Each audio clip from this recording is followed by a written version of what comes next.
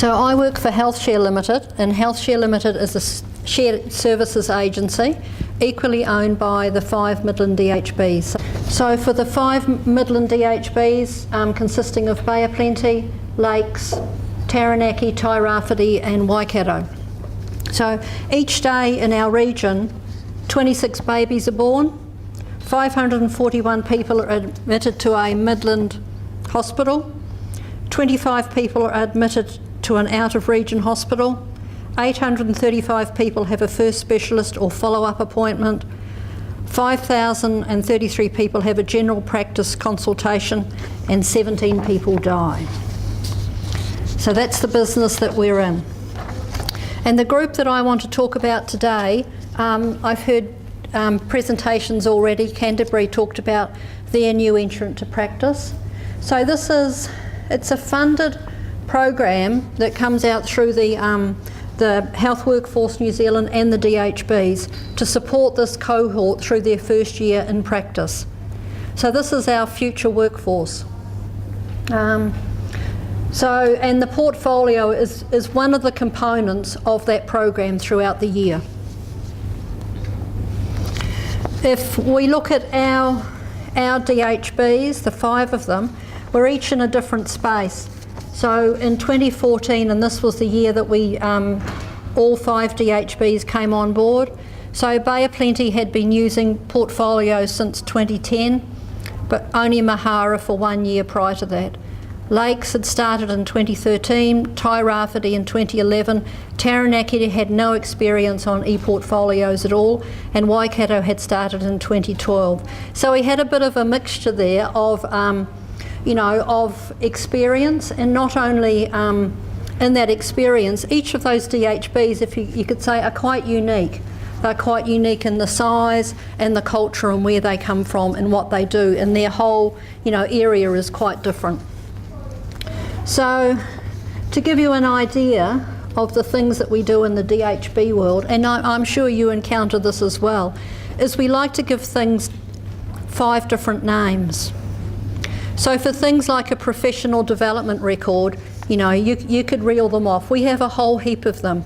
So firstly, before we started to get a program together that we could all be on the same page, we had to talk the same language.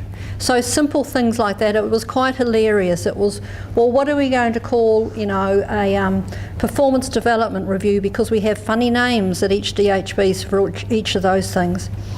And in the end, we actually decided that it didn't matter what we called them. For the sake of this exercise, we would put them under one heading, and whatever you called them, that's what you put in that heading. Because we didn't have time to have a whole retraining. And is the name of something really that important? We all knew what it was. We all had that general understanding. So we sort of put those differences aside. The other thing that we looked at, and I'm sure you have some understanding of this, is this thing called collaboration. So for us to work together on a same portfolio, if you like, for 5 DHBs, we had to work together.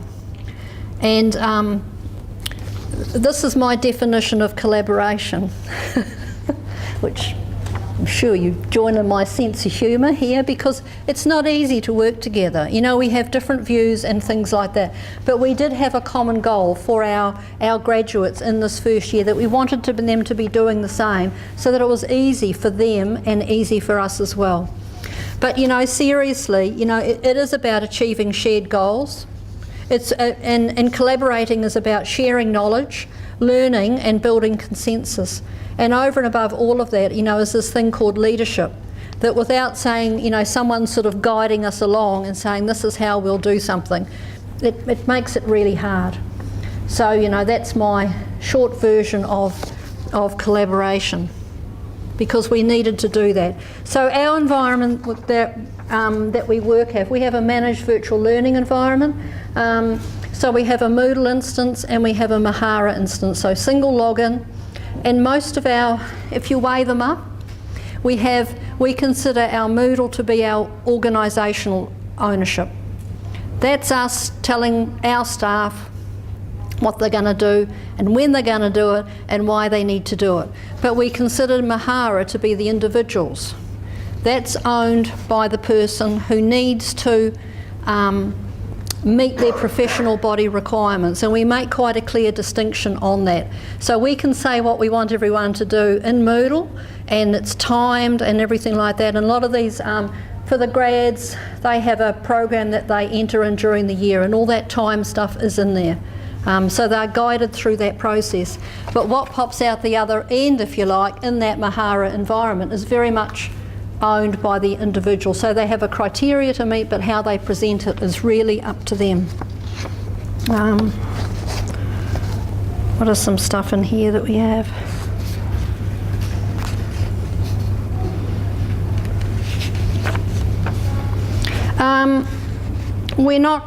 We're not big on a template, if you like. We do use a template in Mahara, but there is no one size fits all.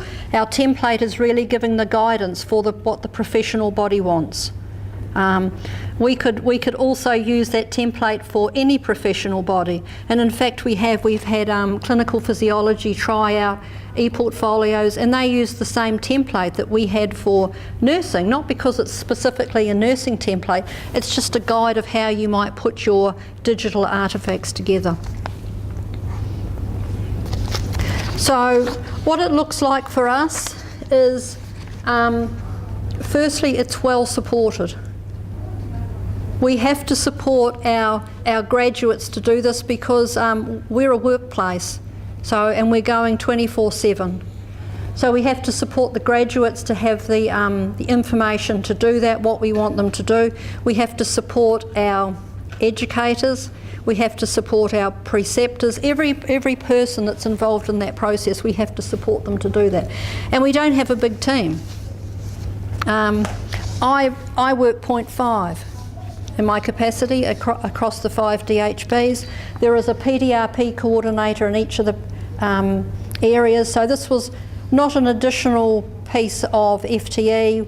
Everyone had to absorb it on their business as usual. So we just gain those efficiencies. So that support is really important. We start the entry for the grads with what we call a quick start workshop, where the coordinator takes them through the basics of how to use Mahara, how to put up documents and image, a basic splattering, if you like, of artefacts that they could put in. And they get it. If we, by guiding them through the process during the year and collecting all of their artefacts, when they come to have their hands-on workshop, which is towards the end of the program, and then if they have their artefacts already, which they normally do, they have already gathered everything, they've assembled their portfolio in less than an hour. The core of it, they've got to finish it off and make it look good. But for us, we don't focus on the looking good because most of it is in the content. We have fantastic reflections on the work that they've done when they've attended training and what's happened to them. So that richness of the material isn't inside those artefacts. We use a template e-portfolio, and we've experimented a lot with this. We've had very complex templates, and that nearly did our head in. And then we did, no templates, nothing at all, just see how it works. And then we came back to a very simple one that's just got headings. And it's not structured under that, as I said before, not under that professional body competency, but it's structured under things like professional development, reflective practice. So they can just pop these things in there. That seems to work quite well. We do have a learning community, and in our Moodle environment we have the forums in there. But what we found with that particular cohort, it's quite interesting, and I think I've mentioned this in previous presentation last year, is that cohort will talk about things specifically. They're very hot on talking about transport between hospitals, how they can get a ride and things like that, but they're not very big on talking about their practice in those forums because they're competing for places at the end of the program. So why they might reflect on something good, but if they're struggling and looking for support from their peers, they're very reluctant to do that. It's quite interesting. What we have found is that they will seek out a person individually. So they'll go outside of the general forum and they will seek out a person that obviously they can trust and have that discussion, either online or through messaging. So, you know, we're still using it, but it's just interesting how these things come out. So we have resources within that doorway to e-portfolios. We have resources and the forums, keep it in there. For our assessment and submission, we use groups.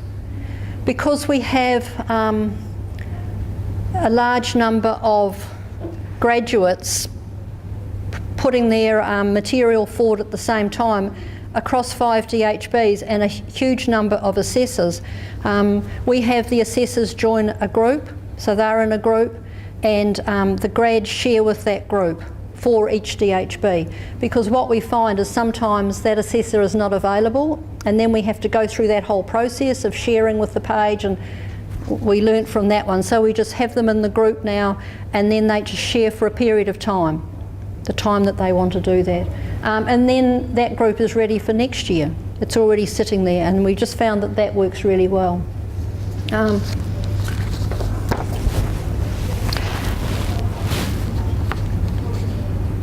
So I think, you know, the clear expectations of the grads know why they're doing, you know, why they're doing this and how. That they seem to get this quite, Mahara for them seems to be quite intuitive. They seem to work through it quite quickly. We don't have to give them much instruction, and as I've said, how they display it is really up to them.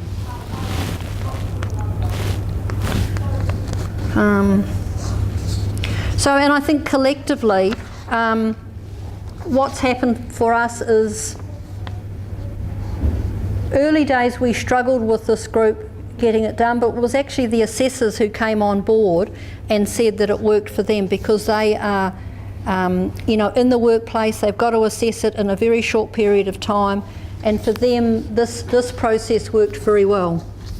A little bit of feedback. I was really interested in everyone's feedback that I've seen today about e-portfolios. We have exactly the same challenges. It's I think quite universal. But I think just some of the ones that I put up here that I think are really quite important. You know, never felt alone in completing this portfolio and had good support. That was a big yay for us, because we're light on resources, but we said we would always have a person for the people to contact and be well supported to do it. And so I think that's really good. Not having a lot of paper in the folder, yay as well, because I've been around in the computing industry for a number of years, and I'm not going to tell you how many years ago, you know, I was said that it would reduce paper. Well, I don't really think it has, you know. I think we could say it's paper light in our endeavours. So, you know, I know, you know, portfolios used to be a huge big folder, and we used to have cupboards of them. It was just awful. Being able to put together a portfolio how I wanted, that was a theme that came through, and I think that's really important. You know, they have their professional body competencies that they have to meet, but how they can present that information is up to them, and Mahara does that really nicely. And down the bottom there, not necessarily not so important, but from an assessor's perspective, e-portfolios are just so easy to assess, access and conclude. For them to give feedback back to the grad, they felt it was really easy, and they liked that process, and they didn't have a lot of time to come to, you know, to really come, but they could give good feedback. They wanted to give feedback on each of those items, and they were able to do it very easily in this environment. So people, this is a bunch of grads from last year. This is from Bay of Plenty, and I think importantly for us, and what works really well, is right in the middle we've got our Director of Nursing. Beside her we've got Liz with the lanyard on. She's the coordinator of the Practice Development Unit, and then beside Liz again is we've got our representative from the community, because as well as our DHB on the program, we also have people from rest homes and private other practice. So that's who our people are. Our Director of Nursing has, she put together an e-portfolio about 3 years ago, and she's just doing hers for the second time now in Mahara. So I'll be getting feedback from Julie about that. So why this works for us, you know, it's part of that authentic assessment process. Although we don't really assess in Mahara, we use Mahara more so as the displaying of the evidence. It can also be used for career planning. The grads very quickly pick it up that they can just juggle their evidence around a little bit and have another page for a different target audience. You know, so they can have one for their professional thing and they can reuse those artefacts for another audience. That's really great because that's not easy to do. And I think importantly that the learner ownership of the artefacts, that they own their e-portfolio. It does show creativity, you know, innovation and that aspect of critical thinking in the content of it. And that in reflection, they have to do 3 reflective writings within there. Learning and relearning in a digital age, we're always learning. This is an aspect of it, you know, it changes slightly, and that's just part of that continuing professional development. I think e-portfolios really demonstrate it. Connected learning, it's really interesting. Sometimes you talk to people and they say, oh, you know, they struggle to find the evidence for their competencies, but they're doing it every day. They're doing it in their handover of their patient notes and things like that. And I think e-portfolios, for some way, it connects all of that together and they can see that bigger picture, how it's all integrated. What's next for us?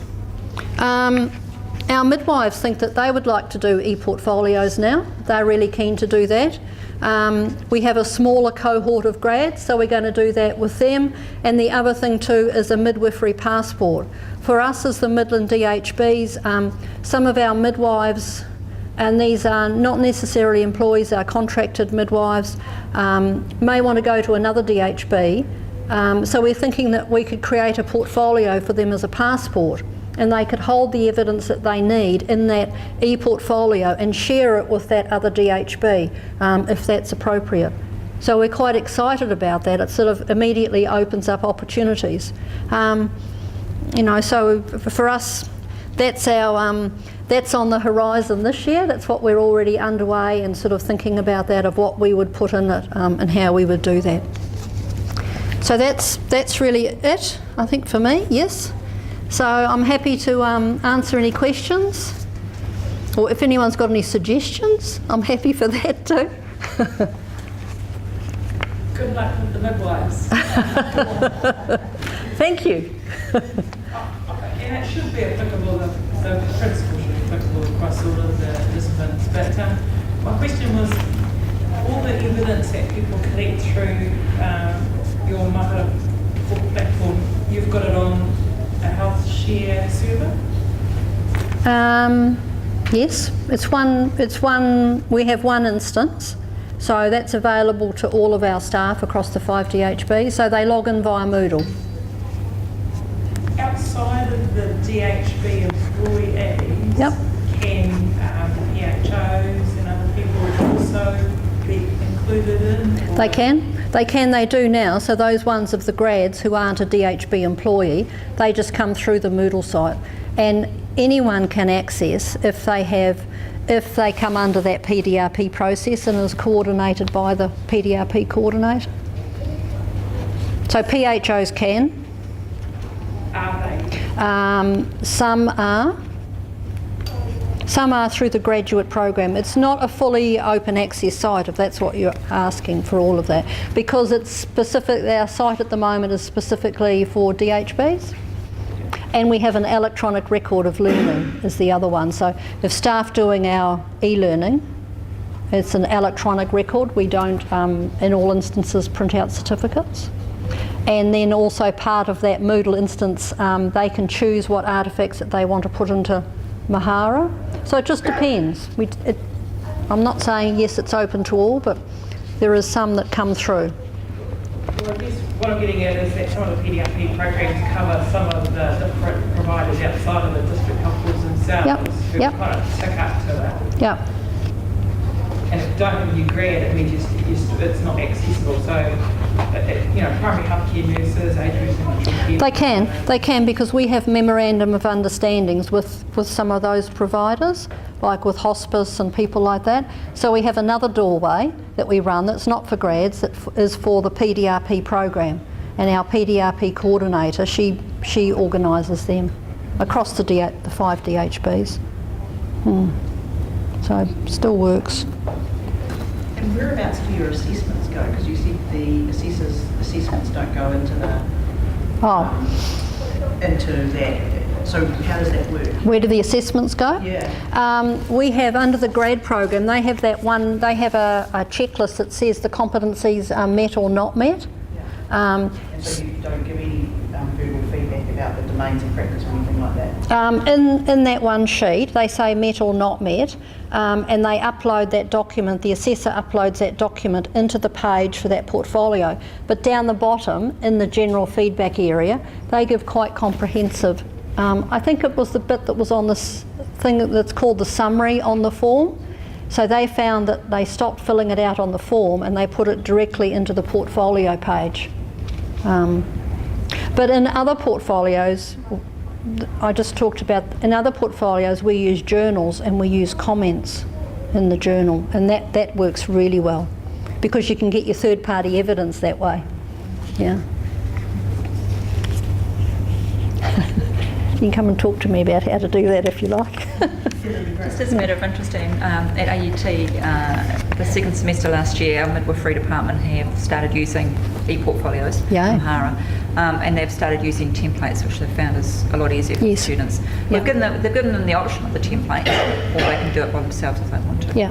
So happy to share that with you, Yeah. and or put you in contact with some people that you might want to talk about that. Because it would be great when they apply to come on like that graduate program to have a link to their existing portfolio so that we can view it already. We're very keenly waiting for that. But we're happy to share some details with you later on. Great. Has anybody got any more questions? No, well thank you so much, Anne, for your presentation. Oh, my It's pleasure. Really interesting to find out what's going on down there. Just a little gift from us to say thank you so much. Lovely. And it's been a pleasure having you. Thank you, Lisa. Thank you.